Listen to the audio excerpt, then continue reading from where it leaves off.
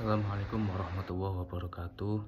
Perkenalkan, nama saya Syarif Muhammad An-Nakib, mahasiswa ilmu hadis Fakultas Usuluddin Adab dan Dakwah dari Universitas Islam Negeri Kiai Haji Abdul Rahman Wahid, Pekalongan.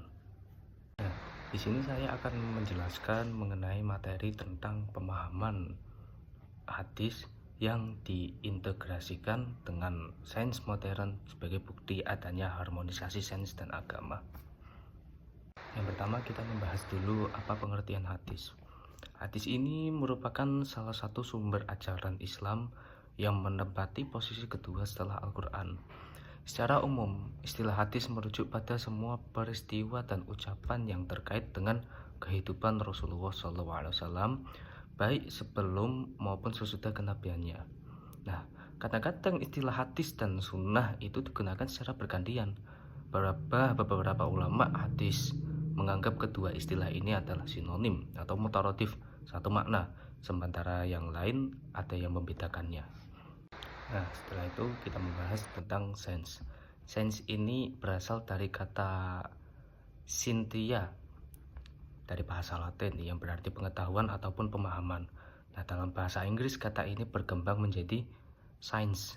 Secara terminologi, sains merujuk pada disiplin ilmu yang mempelajari fenomena alam dan mengungkap pengetahuan tentangnya melalui metode ilmiah.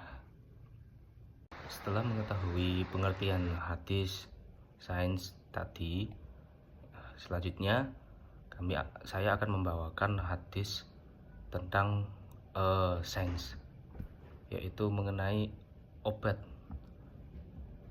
An Jabir bin Abdullah an Rasulullah annahu qala likulli da'in dawaun fa idza usiba dawa'u da'i bara'a bi'idznillah, rawahu Muslim.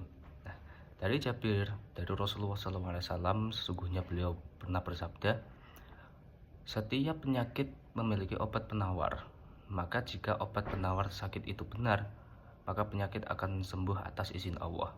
Hadis riwayat dari Imam Muslim. Nah, dari hadis tersebut dapat kita ambil kesimpulan bahwa setiap penyakit pasti memiliki obat penawarnya.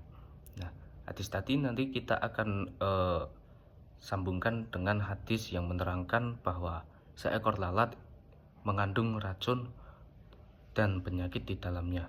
Sebab yang kita ketahui adalah lalat bisa hidup di tempat yang kotor, dan tempat yang kotor itu merupakan sumber dari segala jenis virus dan penyakit. Ketika lalat hinggap, maka bakteri dan virus pun dapat menempel di salah satu bagian tubuhnya.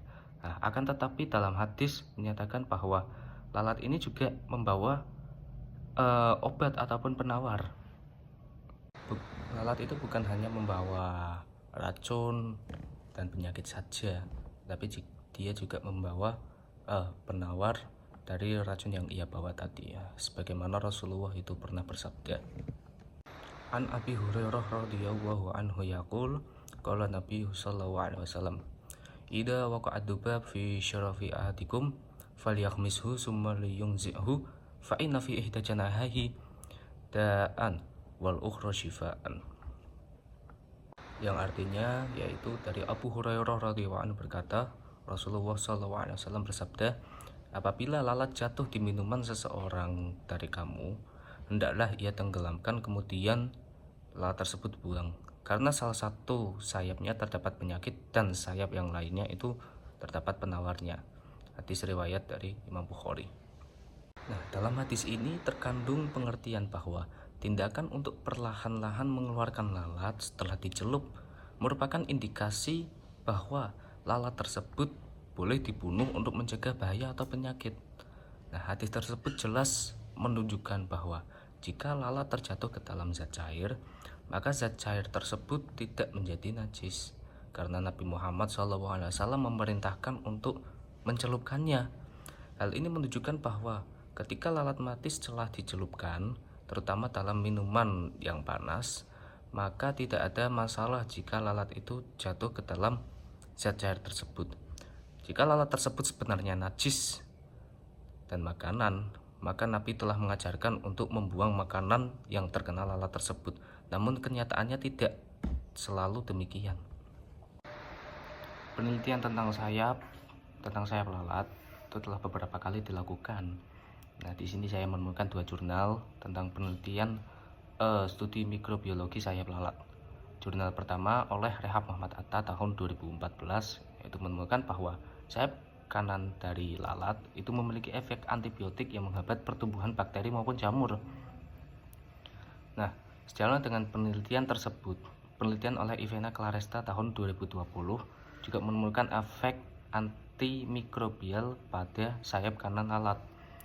Dari jurnal tersebut diketahui pula terdapat bakteri pada